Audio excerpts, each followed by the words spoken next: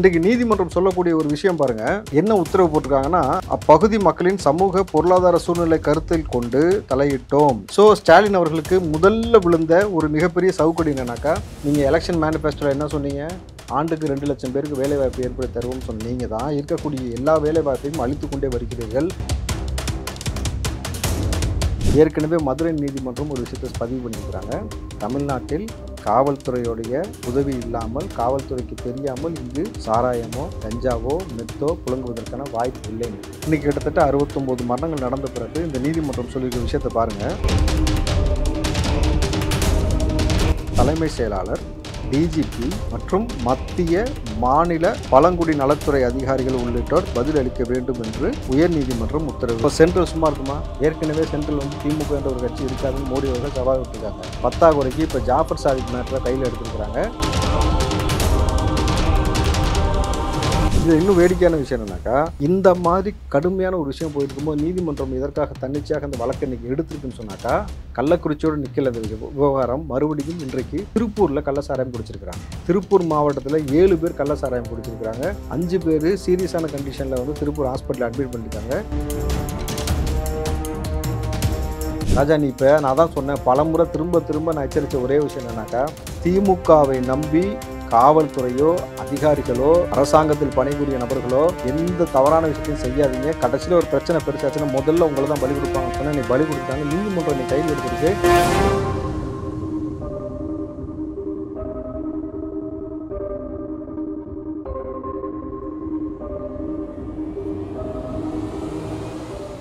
Real one நேயர்களுக்கு வணக்கம். தொடர்ச்சியா அரசியல்ல நடந்துட்டு இருக்கக்கூடிய அடுத்தடுத்த நிகழ்வுகள்ல நம்மளுடைய நேர்காணல்ல பார்த்துக்கிட்டு இருக்கோம். இன்னைக்கு நம்மளுடைய நேர்காணல்ல காங்கிரஸ் கட்சியை சேர்ந்த ராவுத்தர் இப்ராஹிம் சார் தான் இணைஞ்சிருக்காங்க.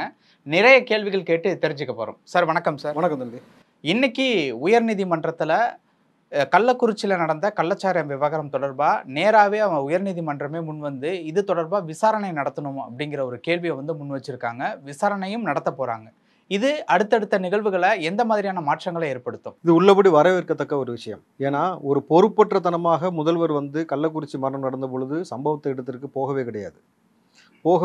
2வது விஷயம் பார்த்தீங்கன்னாக்கா, தொடர்ச்சியாக இது வந்து இவங்களுடைய ஆட்சியில் 2வது முறை நடக்குது. ஏற்கனவே 21 மரணம், இன்னைக்கு 64 தாண்டி போய் கொண்டிருக்கிறது. 69 வந்துருச்சு. 69 அதான் சொன்னேன், 69 ஆயிடுச்சு. மறுபடியும் பார்த்தீங்கன்னாக்கா இதோட எண்ணிக்கை வந்து கூடுமே தவிர குறையாது. ஏன்னா பார்த்தீங்கன்னாக்கா இன்னும் மருத்துவமனையில் பல பேர் சிகிச்சை பெற்றிருக்காங்க. மறுபடியும் இன்னைக்கு பார்த்தீங்கன்னா விழுப்புரத்தில் வந்து ஒருத்தர் வந்து ரொம்ப சீரியஸான கண்டிஷனில் இருக்கிறாரு அப்படின்னு சொல்லப்படுது. அங்கிருந்து குடிச்ச ஒரு நபரும் கூட. அப்போது கள்ளக்குறிச்சியில் ஒரு பக்கம், இப்போ விழுப்புரத்தில் ஒரு பக்கம் சொல்லி பரபரப்பாக போயிட்டு இருக்கு. இந்த சூழலில் இன்னைக்கு நீதிமன்றம் வந்து தாமாக முன் வந்து இந்த விசாரணையை இப்போ எடுத்திருக்கிறாங்க. இதில் ரொம்ப ஒரு வேடிக்கையான விஷயம் என்னன்னாக்கா, இவ்வளோ பரபரப்பாக போய்கிட்டு இருக்கும்பொழுது முதல்வர் கடைசி வரைக்கும் இதுக்கான எந்த ஒரு செவிசாய்க்கும் கிடையாது. கள்ளச்சாராய மரணம் அதிகரித்து கொண்டு இருக்கிறது. இன்னும் சொல்ல போனாக்கா இளம் விதவைகள் அதிகமாக உற்பத்தி ஆகி கொண்டிருக்கிறார்கள், உருவாகி கொண்டிருக்கிறார்கள் சொன்ன கனிமொழி அவர்கள் இதை குறித்து இந்த நொடி வரைக்கும் வாய் திறக்கவே இல்லை. ஸோ எனக்கு என்னன்னு சொல்லி அவர்கள் பாட்டுக்கு மெத்தனமாக இருந்துகிட்டு இருக்கிறதா இருக்கட்டும், மெத்துன்ற ஒரு விவகாரத்தை வந்து திமுக காரணம் தமிழ்நாட்டு முழுக்க பரப்புனதாக இருக்கட்டும், இந்த விவகாரத்தை வந்து நீதிமன்றம் வந்து கூர்ந்து கவனிச்சுக்கிட்டே இருக்கு. இன்றைக்கு நீதிமன்றம் சொல்லக்கூடிய ஒரு விஷயம் பாருங்க, என்ன உத்தரவு போட்டிருக்காங்கன்னா, அப்பகுதி மக்களின் சமூக பொருளாதார சூழ்நிலை கருத்தில் கொண்டு தலையிட்டோம். அதாவது நீதிமன்றம் சொல்றக்கூடிய விஷயம் என்னன்னாக்கா, இந்த பகுதியில் பொருளாதார ரீதியாக வேலைவாய்ப்பு இல்லாத ஒரு காரணத்தினால வந்து கள்ளச்சாராயம் காய்ச்சுறாங்க அப்படின்ற விஷயத்த சொல்லியிருக்காங்க. ஸோ ஸ்டாலின் அவர்களுக்கு முதல்ல விழுந்த ஒரு மிகப்பெரிய சவுக்கடி என்னன்னாக்கா, நீங்கள் எலெக்ஷன் மேனிஃபெஸ்டோல என்ன சொன்னீங்க, ஆண்டுக்கு 2 லட்சம் பேருக்கு வேலைவாய்ப்பு ஏற்படுத்தி தருவோம்னு சொன்னீங்க தான் இருக்கக்கூடிய எல்லா வேலைவாய்ப்பையும் அளித்து கொண்டே வருகிறீர்கள். சிறு குறு தொழில்கள் எல்லாம் அழிந்து போய்விட்டது. இந்த மின்சாரத்தில் வந்து ஏற்பட்ட இந்த மின்சார பற்றாக்குறை மற்றும் மின்சார தடை மற்றும் மின்சாரத்துடைய விலையை வந்து அதிகப்படுத்தியதுடைய காரணமாக இருக்கட்டும், வீட்டுக்கு பயன்படுத்தக்கூடிய தண்ணி, அதுக்கு போடக்கூடிய மோட்டரை வந்து கமர்ஷியல்னு சொல்லி மாற்றினீங்க பார்த்தீங்கன்னா, கமர்ஷியல்ன்றதுக்கு அர்த்தம் தெரியாமல் முட்டாள்தனமாக நீங்கள் செய்ததுடைய விளைவு இன்னைக்கு பல விஷயம் நாசமாக போயிடுச்சு, பல தொழில்கள். இதை தாண்டி விவசாயம் நிலம்ன்றதுல நம்ம இது வரைக்கும் காலங்காலமாக தமிழ்நாடு முப்போகம் விளைஞ்ச பூமின்னு சொல்கிறோம். அந்த பூமியில் இன்றைக்கி விவசாயம்ன்றதே வந்து கிட்ட அழிவோட விளிம்புக்கு போயிடுச்சுனாக்கா, காரணம் வந்து நீர் மேலாண்மை துறை வந்து நீரை பாதுகாக்கலை. நிலத்தடி நீரை வைத்து தான் இங்கே விவசாயம் செய்து கொண்டிருந்தார்களே தவிர, நம்ம கர்நாடகாலேயோ கேரளாலேயோ ஆந்திராலேயும் தண்ணி வாங்கி தான் விவசாயம் செஞ்சோம் முன்னாடினாக்கா அப்படி ஒரு நிலைமை இல்லை. இன்றைக்கி வந்து இருக்கக்கூடிய இயற்கை வளங்கள் மண்ணெல்லாம் திருடுறீங்க, மலைகளை உடச்சிட்டிங்க. அப்போது இந்த மாதிரி செஞ்சுட்டு இருக்கும்போது 10ஆம் குறைக்கு விவசாய நிலங்களை புடுங்கிட்டு விவசாயம் மீது குண்ட சட்டம் போடுறீங்க. இதை தாண்டி ஒரு கேவலமான ஒரு விஷயம் பாருங்கள். 64,000 ஹெக்டர் மறுபடியும் நிலத்தை கையகப்படுத்துவோம்ன்றீங்க. பரந்தூருக்கு வந்து விவசாய நிலங்களை தேடி தேடி கையகப்படுத்தக்கூடிய விளைவு இன்றைக்கி என்ன ஆச்சுனாக்கா வேலைவாய்ப்பின்மை ஏற்பட்டுருச்சு. இன்றைக்கி அதனால தான் பார்த்தீங்கன்னா மூட்டை தூக்குற வேலைக்கு போகிறான். அந்த உடல் வலிக்கு காரணமாக அவனால் வந்து சம்பாதிக்கிற ₹200 ₹150 கொடுத்து ஒயின் ஷாப்பில் போய் குடிக்க முடியாததுக்கான இன்னொரு காரணம் என்னன்னாக்கா, ஒயின் ஷாப்லேயும் விலைவாசியை உயர்த்திருக்கீங்க. அதை தாண்டி உங்கள் அரசாங்கம் அந்த துறை சார்ந்த அமைச்சர்கள் இவருடைய தலைமையில் கீழாக தனியாக ஒரு குரூப்பே ஃபார்ம் ஆகி பாட்டிலுக்கு ₹10 எக்ஸ்ட்ரா வாங்கினானுங்க. இதை பற்றி முதல்வருக்கு சொல்லும் பொழுது முதல்வர் அதை கொஞ்சம் கூட கண்டுக்கவே கிடையாது. ஆவினில் சிறார்கள் வேலை செய்கிறாங்கன்னு சொன்ன பொழுதும் 2க்குமே அவர் சொன்ன பதில் இது வெட்டினது ஒட்டினது அப்படின்னாரு. இன்றைக்கு நீதிமன்றம் ஏற்கனவே மதுரை நீதிமன்றம் ஒரு விஷயத்தை பதிவு பண்ணியிருக்கிறாங்க. தமிழ்நாட்டில் காவல்துறையுடைய உதவி இல்லாமல், காவல்துறைக்கு தெரியாமல் இங்கு சாராயமோ கஞ்சாவோ மெத்தோ புழங்குவதற்கான வாய்ப்பு இல்லைன்னு. இன்றைக்கி கிட்டத்தட்ட 69 மரணங்கள் நடந்த பிறகு இந்த நீதிமன்றம் சொல்லியிருக்க விஷயத்தை பாருங்கள். பகுதி மக்கள் சமூக பொருளாதார சூழ்நிலை கருத்தில் கொண்டு தலையிட்டோம். இவ்வாறு உயர்நீதிமன்றம் கூறியிருக்கிறது. இது தொடர்பாக தலைமை செயலாளர், டிஜிபி மற்றும் மத்திய மாநில பழங்குடி நலத்துறை அதிகாரிகள் உள்ளிட்டோர் பதிலளிக்க வேண்டும் என்று உயர்நீதிமன்றம் உத்தரவு. அதாவது மத்திய மாநில அப்படின்னும் பொழுது 2மே வந்துடுதா? மத்திய மாநில. ஸ்டேட்டும் வந்துடுது, சென்ட்ரலில் வந்துடுது. இப்போ சென்ட்ரல் சும்மா இருக்குமா? ஏற்கனவே சென்ட்ரல் வந்து திமுக என்ற ஒரு கட்சி இருக்காதுன்னு மோடி அவர்கள் சவால் விட்டுருக்காங்க. பத்தாக்குறைக்கு இப்போ ஜாஃபர் சாதிக் மேட்டரை கையில் எடுத்துருக்கிறாங்க. ஜாஃபர் சாதிக்குடைய விவகாரம் எந்த அளவுக்கு பூதாகரமாக இருக்குன்னா, திமுகவுடைய நான் பலமுறை சொன்ன திமுகவுடைய தலைமீது தொங்கிட்டு இருக்க கத்தி ஜாஃபர் சாதிக்குன்னு, அந்த கத்தியை 2 அங்குலம் உள்ளே இறக்கி ஒரு அசைக்கி விட்டுருக்காங்க இன்றைக்கி. கரெக்டாக அவனை வந்து இடி வந்து நீ கையில் எடுத்திருக்கு. இடி மறுபடியும் அரெஸ்ட் பண்ணி சட்டவிரோத பண பரிவர்த்தனை நடந்திருக்கு. அது யாரெல்லாம் சம்மந்தப்பட்டிருக்காங்க, எந்தெந்த அரசியல் புள்ளி தலையிட்டிருக்காங்க, எந்தெந்த அரசியல் புள்ளியோட வாரிசுகள் தலையிட்டிருக்கு, ஏற்கனவே சினிமா பிரபலங்கள் யாரெல்லாம் தலையிட்டிருக்காங்க, எங்கெங்கெல்லாம் பணத்தை கொடுத்து வச்சுருக்கேன்னு ஜாஃபர் சாதிக் ஒரு வாக்குமூலம் கொடுத்துருக்குறான். கிட்டத்தட்ட ஜாஃபர் சாதிக்கோடைய 6லேருந்து 7 வங்கி கணக்குகளை முடக்கியிருக்காங்க. அவனுடைய 2 காரை பறிமுதல் செஞ்சுருக்காங்க. 7 செல்ஃபோனை பறிமுதல் செஞ்சுருக்காங்க. இதை தாண்டி ஜாஃபர் சாதிக்கிடம் குரல் பதிவு மாதிரிகள் எடுக்கப்பட்டிருக்கு. குரல் பதிவு மாதிரிகள்னால் சும்மாலாம் எடுக்கல. அவங்க வந்து நார்மலாக இருக்கும்போது பேசுகிறது குரல் பதிவு, தூங்க விட்டு ஒன்று எடுக்கிறது, தூங்கி எந்திரிச்சோன்னு ஒரு குரல் கேட்கும் தெரியுமா, அதேமாதிரி ரன்னிங்கில் ஓட விட்டு கொஞ்சம் நேரம் கழிச்சு த்ரெட்மில்லில் ஓட விட்டுட்டு அதுக்கப்புறம் எடுக்கிறது, அப்புறமேட்டு தண்ணி ஐஸ் வாட்டர் கொடுத்து எடுக்கிறது, இந்த மாதிரி பல டோனில் அவனுக்கு எப்படிலாம் எடுக்க முடியுமோ எடுத்துருக்குறாங்க. சினிமா டப்பிங் மாதிரி ஆயிடுச்சு. இல்லை, இவங்க பண்ணுறதே சினிமா மாதிரி தானே பண்ணிட்டு இருக்கிறானுங்க. 2000 கோடி ஒருத்தன் சம்பாதிச்சிருக்கான் திமுகவில் உட்காந்து, அவனை கொண்டு வந்து அயல்க பிரிவில் போட்டிருக்கீங்க. அவன் சர்வதேச நாடுகளுக்கு கடத்திருக்கிறான். ஏன்னா இவ்வளோ பெரிய பிரச்சனை போயிட்டுருக்கு, நீங்கள் நடவடிக்கை எடுக்கலைன்னா நீக்கிட்டோம் கட்சியை விட்டுன்னு சொல்கிறாங்க. ஏன்டா நீக்கிட்டீங்கன்னு பார்த்தா, கடத்தினதுக்காக நீக்கல, மாட்டினதுக்காக. யூ ஸ்டூபிட், ஒழுங்காக கடத்த கூட ஒன்று தெரியலடா அப்படின்னு சொல்லி இப்போ தூக்கிட்டு அதில் பெருமை. இதில் குறிப்பாக இன்னொரு விஷயத்தை எது கையில் எடுக்கிறாங்க நீதிமன்றம்னா, இடி உள்ளே வந்ததுக்கு இன்னொரு காரணம், ஜாஃபர் சாதிக் அவர்கள் முதல்வருக்கும் உதயநிதி அவர்களுக்கும் ஒரு குச்சி ஒரு குல்ஃபி அப்படின்ற மாதிரி ஒரு பொக்கே ஒரு செக்கு கொடுத்தாப்புல. இது வரைக்கும் அந்த பணத்தை ஈடியிடம் இவர்கள் ஏன் ஒப்படைக்கவில்லை? முதல் கேள்வி. அப்போ நீங்கள் எவ்வளோ பணம் கொடுத்தீங்க? இதை தாண்டி எப்படிலாம் பணம் கொடுத்துருக்கீங்க? இந்த ஆள் ஜாஃபர் சாதிக்கின்றவன் வெறும் திமுக நபருடைய உறுப்பினர் மட்டும் கிடையாது, அவன் வந்து அரசியல்வாதி மட்டும் கிடையாது, சினிமாலேயே ப்ரொடியூசராகவும் இருக்கிறான். அவன் எடுத்த படங்களில் வந்து மிக முக்கியமான படம் மங்கை. அந்த படத்தோடைய ஒரு சாங்கை ரிலீஸ் பண்ணுறதுக்கு யாரை கூட்டு போய் ரிலீஸ் பண்ணியிருக்காருன்னா, உதயநிதியோடைய துணைவியாரை கூட்டு போய் தான் ரிலீஸ் பண்ணியிருக்கிறார், கிருத்திகா உதயநிதி. ஸோ இந்த வட்டாரம் பயங்கர விரிவடைந்து கொண்டே போகிறது. இந்த சூழலில் இன்றைக்கி இந்த நீதிமன்றம் வந்து இந்த விஷயத்தை கையில் எடுத்துருக்கிறாங்கன்னும் பொழுது, தமிழக அரசு கூடிய அவங்களுடைய மெத்தனம் ஒன்று, அவங்களால் கவனிக்கப்படாமல் விட்டு இந்த மெத்து புழக்கம் 2, இதை தாண்டி இங்கே நடக்கக்கூடிய மரணங்கள். அப்போ 69 மரணம், இப்போ முன்னாடி வந்து கிட்டத்தட்ட ஒரு 21 மரணம்னா எவ்வளோ ஆச்சு பாருங்களேன், கிட்டத்தட்ட 88-90 மரணங்கள் கிட்ட ஆக போகுதுன்னும் பொழுது இவ்வளோ பரபரப்பாக ஒரு விஷயம் போய்கிட்டுருக்கு. இவர் சட்டப்பேரவையில் ஸ்டாலின் அவர்கள் என்ன சொன்னார் நேற்று, இனி வரும் காலங்களில் கள்ளச்சாராயம் தொடர்பான விஷயங்களை இரும்பு கரம் கொண்டு அடக்குவோம் அப்படின்னு சொல்லியிருக்காரு. அந்த கரங்க துருப்பிடிச்சு போய் ரொம்ப காலம் போச்சுன்னு வச்சுங்களேன். மறுபடியும் வந்து நீதிமன்றம் தான் இன்றைக்கி வந்து உப்பு தரலாம் கொடுத்துருக்காங்க, வச்சு நல்லா தேய்ச்சிட்டு துருவெல்லாம் ரெடி பண்ணிவிட்டு ஒழுக்கமாக நடவடிக்கை எடுங்க அப்படின்ட்டு. இதை தாண்டி அவர் சொல்கிறாரு, இனி கள்ளச்சாராயம் காய்ச்சினால் 10 லட்ச ரூபாய் அபராதம், ஆயுள் தண்டனை கொடுக்கப்படும். ஸோ அரசாங்கம் டைரெக்டாக கையிலேருந்து காசு கொடுக்க தேவையில்லை, காய்ச்சல் இந்த வாங்கி செத்தவனுக்கு 10 லட்சம் கொடுத்துலாம் ஈஸியாக போச்சுல, அந்த மாதிரியான ஒரு விஷயத்தை கையாளுறாங்களா அப்படின்னு கேட்குறாங்க. இதில் இன்னும் வேடிக்கையான விஷயம் என்னன்னாக்கா, இந்த மாதிரி கடுமையான ஒரு விஷயம் போயிட்டு இருக்கும்போது நீதிமன்றம் இதற்காக தன்னிச்சையாக அந்த வழக்கை இன்றைக்கி எடுத்திருக்குன்னு சொன்னாக்கா, கள்ளக்குறிச்சியோடு நிற்கல இந்த விவகாரம். மறுபடியும் இன்றைக்கு திருப்பூரில் கள்ளச்சாராயம் குடிச்சிருக்கிறாங்க. திருப்பூர் மாவட்டத்தில் 7 பேர் கள்ள சாராயம் குடிச்சிருக்கிறாங்க. 5 பேர் சீரியஸான கண்டிஷனில் வந்து திருப்பூர் ஹாஸ்பிட்டலில் அட்மிட் பண்ணியிருக்காங்க. செய்தி போட்டிருக்காங்க. நம்ம வந்து இந்த செய்தியை சொல்லாமல் போனாக்கா நம்ம ஏதோ கதை சொல்கிறோம்னு நினச்சக்கூடாதுல்ல. நாளைக்கு ஆளும் திமுக சார்ந்த அந்த என்ன சொல்லுவாங்க, பெறப்பட்டது 200 வாங்கல, அந்த நபர்கள்லாம் வந்து ஒரு உருட்டு விட்டுவாங்க. நான் அதனால் செய்தியை போட்டு காட்டுறேன் முதல்ல. கண்டிப்பாக நவீன், திருப்பூர் மாவட்டம் ஆனைமலை அருகே இருக்கக்கூடிய மாவடப்பு என்கிற பகுதியில் கள்ளச்சாராயம் குடித்து 7 பேர் பாதிக்கப்பட்டிருப்பதாக அந்த பகுதியில் இருக்கக்கூடிய மக்கள் வேதனை தெரிவித்திருக்கிறார்கள். குறிப்பாக கள்ளச்சாராயம் குடித்த மகேந்திரன் மற்றும் ரவிச்சந்திரன் 2 பேரும் கோயம்புத்தூர் தனியார் மருத்துவமனையில் தீவிர சிகிச்சையில் இருப்பதாகவும், மகேந்திரனுக்கு கண் பார்வை பறிபோயிருப்பதாகவும், மேலும் 5 பேர் இந்த கள்ளச்சாராயத்தினால் பாதிக்கப்பட்டிருப்பதாக அந்த மலை கிராம மக்கள் வேதனை தெரிவித்திருக்கிறார்கள். குறிப்பாக நேற்று இரவு ரவிச்சந்திரன் மற்றும் மகேந்திரன் ஆகியோர் வாந்தி, வயிற்றுப்போக்கு, மயக்கம் காரணமாக உடல்நிலை மோசமாகி இவர்கள் பொள்ளாச்சி அரசு மருத்துவமனையில் அனுமதிக்கப்பட்ட பிறகு மேல் சிகிச்சைக்காக கோயம்புத்தூர் இருக்கக்கூடிய தனியார் மருத்துவமனையில் அனுமதிக்கப்பட்டிருக்கிறார்கள். குறிப்பாக ரவிச்சந்திரன் நீங்கள் பார்த்தீங்கன்னாக்க இது எவ்வளோ ஒரு வேடிக்கையாக போயிட்டு இருக்கு. இந்த அரசாங்கம் வந்து தொடர்ச்சியாக நாங்கள் வந்து அதை செஞ்சுருவோம், இதை செஞ்சுருவோம், இதை கிழிச்சிருவோம், அதை கிழிச்சிருவோம்னு சொல்லிட்டு ஒவ்வொரு விஷயத்தையும் நீங்கள் கூர்ந்து கவனிக்கணும். இந்த அரசாங்கத்துடைய முன்னெடுப்பு எந்த அளவுக்கு இருக்குனாக்கா, ஒரு ஐஏஎஸ் அதிகாரியை பொய் சொல்ல வச்சுருக்கிறீங்க. நீங்கள் அந்த கள்ளக்குறிச்சி மரணம் நடந்த உடனடியாக வந்து ஒரு அவசர நிலை பிரகடனப்படுத்தி அந்த மக்களை யாரெல்லாம் குடிச்சிருக்கீங்களோ உடனடியாக வாங்க, இதோடைய பாதிப்பு ரொம்ப பிரச்சனை பெருசாக போகுன்ற மாதிரி நீங்கள் முதல்ல அறிக்கை கொடுத்துருந்தீங்கன்னாக்கா இந்த இறப்பு எண்ணிக்கையை குறைச்சிருக்க முடியும். ஆனால் அது காரணம் இல்லைன்னு சொல்லி மறைச்சிடலான்னு சொல்லி பொய்யா ஒரு விஷயத்த சொல்ல வச்சதுடைய விளைவு என்னாச்சுனாக்கா, அது காரணம் இல்லை போல் இருக்குன்னு நினச்சி வந்தவன் குடித்தான், சாவுக்கு வந்தவன் குடித்தான், வாங்கி வச்சிருந்தவன் குடித்தான், எல்லா நம்பரும் குடிச்சு இன்றைக்கி 150 பேருக்கு மேலே ஹாஸ்பிட்டல் அட்மிட் ஆகிறதுக்கு காரணம் இந்த ஐஏஎஸ் அதிகாரி. இன்றைக்கு நீதிமன்றம் வழக்கு எடுத்திருக்கு. நல்லா கவனிச்சுக்குங்க.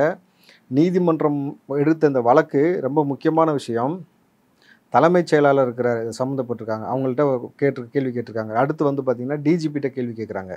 இப்போ டிஜிபியை தாண்டி மத்திய மாநில பழங்குடி நலத்துறை அதிகாரியிடம் கேட்குறாங்க. நம்மளுது நீங்கள் உங்கள் ஆட்சி கண்ட்ரோலில் மட்டும் இருந்துச்சுனாங்க நீங்கள் இங்கேயும் ஒரு உருட்டு விட்டலாம். திமுக வந்து இங்கேயும் எப்படியாவது மடமாற்றக்கூடிய வேலை செய்யலாம். ஏன்னா டிஜிபிகிட்ட கேட்டிருக்காங்க, அதாவது உயர் காவல்துறையிட்ட கேட்டிருக்காங்க. நீங்கள் தான் ஐஏஎஸ்ஏ போய் சொல்ல வச்சிட்டிங்களே, புரிஞ்சுங்களா? அப்போ நீங்கள் எப்படி வேணால் மாற்றலாம். ஆனால் இங்கே வந்து இந்த மாநில அந்த அரசாங்கம் உள்ள தலையிடுவதனால அந்த ஒரு முதல்ல உட்காந்து பேட்டி கொடுத்தால ஒரு ஐஏஎஸ் அவரை தூக்குவாங்க. ராஜா, நீ இப்போ நான் தான் சொன்னேன் பலமுறை திரும்ப நான் எச்சரித்த ஒரே விஷயம் என்னன்னாக்கா, திமுகவை நம்பி காவல்துறையோ அதிகாரிகளோ அரசாங்கத்தில் பணிபுரிய நபர்களோ எந்த தவறான விஷயத்தையும் செய்யாதீங்க. கடைசியில் ஒரு பிரச்சனை பெருசாச்சுன்னா முதல்ல உங்களை தான் பலி கொடுப்பாங்கன்னு சொன்னால் இன்னைக்கு பலி கொடுத்துட்டாங்க. நீதிமன்றம் இன்னைக்கு கையில் எடுத்திருக்கு, மத்திய அரசு உள்ளே தலையிட்டு இருக்குன்னும் பொழுது இந்த நகர்வு எப்படி போகணும்னா அந்த ஐஏஎஸ் அதிகாரியை தூக்குவாங்க.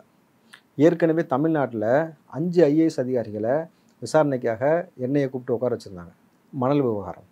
புரியுதுங்களா? அப்போது தொடர்கதியாக இங்கே இருக்கக்கூடிய ஐஏஎஸ் அதிகாரிகள்லாம் எந்த மாதிரியான ஒரு போக்கை கையாண்டுருக்கிறாங்க, எதை நோக்கி பயணப்பட்டிருக்காங்க, யார் கூட பயணப்பட்டிருக்காங்க, ஆளும் அரசிற்கு அவர்களோடு சேர்ந்து உடந்தையாக நின்று அமைதியாக போனதுடைய விளைவு இன்றைக்கி மறுபடியும் ஒரு ஐஏஎஸ் அதிகாரியை தூக்குவாங்க, தூக்கிட்டு விசாரணைக்கு உட்படுவாங்க. இன்றைக்கி வந்து திருப்பூர் மாவட்டத்தில் மறுபடியும் பாருங்கள், அந்த 5 பேர் கள்ளச்சாராயம் கொடுத்துருக்காங்க, ஒருத்தர் கண்ணு தெரியாமல் போயிருக்கு. மறுபடியும் வந்து கிட்டத்தட்ட அந்த 5 பேரும் வந்து பிழைப்பார்களான்னா பெரிய கேள்விக்குறி. என்றைக்கு கண்ணு தெரியாத அளவுக்கு பாதிப்பு ஏற்பட்டிருக்கோ அது சீரியஸ் ஆகிடுச்சின்னு அர்த்தம். ஸோ இப்போ இதை வந்து இது வரைக்கும் இந்த செய்தியை பல ஊடகங்கள் போடவே இல்லை.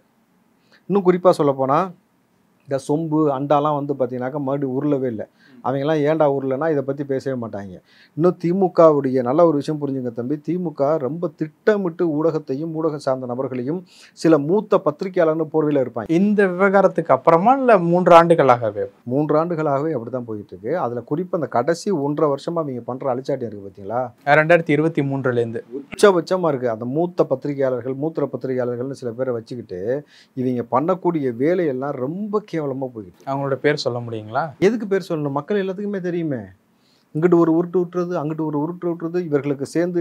அதாவது இன்னும் சொல்ல போனால் இந்த மாதிரியான விஷயத்திற்கு முதல்ல யாரெல்லாம் பொங்குவாங்க, இதே வந்து அதிமுக ஆட்சி நடந்திருந்தால் யாரெல்லாம் பொங்குனாங்கனாக்கா, யாரெல்லாம் பொங்கியிருப்பாங்க பொங்குனாங்கன்னு சொன்னாக்கா, இந்த மதுவதனின்னு ஒரு புழுவினின்னு ஒரு பேர் வச்சுருக்காங்க. இதுக்கு திக கட்சியில் இருக்குது. இந்த சொம்புள்ள அண்டான்னு சொல்லி வேல் வச்சு பொரோட்டா வச்சுன்னு சொல்லி ஒரு ஆள் பேசுவாப்புல, அந்த ஆள். அதுக்கப்புறம் இந்த பிரகாஷ்ராஜ், சத்யராஜ், புரியுதுங்களா? அப்புறம் இந்த சித்தார்த்து, சூர்யா, இந்த சினிமா பிரபலங்கள், இந்த ஆர்ஜே பாலாஜின்னு ஒரு பையன் பியா முயான்னு கத்திட்டே இருப்பான். இன்றைக்கி பேச்சே காணாம். புரியுதுங்களா? இப்போ இந்த மாதிரி போயிட்டு இருக்கா. இதை தாண்டி இந்த பத்திரிகையாளர்ன்ற போர்வையில் சில பேரை வந்து பேச விடுறது, இந்த மாதிரியான ஒவ்வொரு அநாகரிகமான விஷயத்தெல்லாம் செஞ்சுக்கிட்டே இருப்பானுங்க. அப்புறம் இந்த கோவன்னு ஒரு ஆள் பாட்டு பாடி சுற்றுவாப்புல, எங்கே இருக்கா அப்படின்னு தெரியல. ஃபெவிகால் இந்த ஆட்சி வந்து ஃபெவிகாலை போட்டு ஒட்டி விட்றாங்க. இல்லாட்டி 1 கிலோ 1 டன் மிச்சரை வாங்கி கொடுத்துருவாங்க போட்டு தின்னுக்கிட்டே உட்கார வேண்டியது. இப்போது ஒரு மரணம் நடந்தது போன வருஷம். இப்போ மறுபடியும் 69 மரணங்கள் நடந்திருக்கு. இன்றைக்கு மறுபடியும் பார்த்தீங்கன்னா திருப்பூரில் வந்து 7 பேர் சாராயம் கொடுத்து 5 பேர் வந்து ரொம்ப சீரியஸான நிலையில் இருக்காங்க. இந்த நிலைமை வரைக்கும் இதை குறித்து வந்து கனிமொழி பேச கிடையாது. முதல்வர் வந்து அந்த சம்பவம் நடந்த இடத்துக்கு நேரடியாக போக கிடையாது, ஆய்வு செய்ய கிடையாது. வெறும் 10 லட்ச ரூபா பணத்தை கொடுத்தலாம் மடைமாட்டலான்ற வேலையை செஞ்சுக்கிட்டு இருக்கிறீங்க. இதை குறித்து எந்த போலி போராளிகளும் பேச கிடையாது. அப்படி இருக்கும் பொழுது இந்த ஆட்சியோட லட்சணம் இதுதான் தெரியுதுல்ல. இப்போ நீதிமன்றம் ஒவ்வொரு விஷயமா கையில் எடுக்கிறாங்க. நான் தான் சொன்னேன்ல, மோடி ரொம்ப ஸ்லோ அண்ட் ஸ்டடியாக ஒரு பக்கத்தை வேறு மாதிரி கொண்டு போயிட்டு இருக்கிறாப்புலன்றதை தாண்டி நீங்கள் பிஜேபி வந்து இந்த மாதிரியான விஷயம் செய்வதற்கு காரணமாக இருப்பது திமுக தானே. ஒழுங்காக ஆட்சி கொடுத்துட்டு அவங்களுக்கு என்ன இங்கே உள்ள வேலை? கரெக்டாக அவங்க வேலையை பார்த்துட்டு அவங்க பாட்டுக்கு மத்தியில் இருப்பாங்கல்ல. நீங்கள் முட்டாள்தனமான ஆட்சி செய்ய வேண்டியது, மக்களை கொண்டு குவிக்க வேண்டியது, கட்சிக்காரனை வச்சு இங்கே மெத்து கடத்திட்டு இருக்கிறான், அதை கண்டுக்காமல் இருக்க வேண்டியது. உங்கள் கட்சிக்காரன் இந்த பக்கம் மணல் அள்ளிக்கிட்டு இருக்கிறாரு. இதை நம்ம குறிப்பாக பேச வேண்டிய நபர் யார் தெரியுமா? மூத்த முன்னோடி. அம்மாவுக்கு 1000, பொண்ணுக்கு 1000, ரகசியமாக பாய் ஃப்ரெண்டு வச்சுக்க, சினிமாவுக்கு போன ஒருத்தர் சொன்னார் தெரியுமா? துரைமுருகன். அன்னைக்கு ஐயாவுக்கு வந்து பிறந்த நாள். என்னைக்கு? இன்னைக்கா? எத்தனாவதான்? 86வது பிறந்த நாள். வாழ்த்துக்கள் ஐயா. இவ்வளவு விஷயத்துல நீங்க வாழ்த்து சொல்றதுங்கிறது ரொம்ப சந்தோஷமா. ஆமா, அடுத்த பிறந்த நாளுக்கு உள்ளதானே இருப்பாரு. அது வேறையா? ஆமா, அதனால வந்து ஐயாக்கு இந்த பிறந்தநாள் வெளியில் இருக்கும்போதே வாழ்த்து சொல்லிக்க வேண்டியது நம்ம கடமை இல்லையா? ஐயா பாப்பாரு உள்ள இருந்து எங்கிட்டு பார்க்க போறாரோ தெரியல. ஏன்னா இந்த மணல் விவகாரம் இருக்குல்ல, அந்த மணல் விவகாரத்தில் 5 ஐஏஎஸ் அதிகாரியை நேரில் கொண்டு போய் உட்கார வச்சாங்கல்ல, ஐயா கண்ட்ரோலில் தான் வருது. ஓகே, புரியுதுங்களா? ஐயாவை கூப்பிட்டு அவரையும் விசாரிப்பாங்க, அவர் பிள்ளையும் விசாரிப்பாங்க, எல்லா விவகாரமும் ஒரு பக்கம் போயிட்டு இருக்கு. இதை தாண்டி இந்த சாராயம் கொடுத்து மது குறித்து ஐயா ஒரு ஸ்டேட்மெண்ட் சொன்னார், கேட்டிங்கல்ல?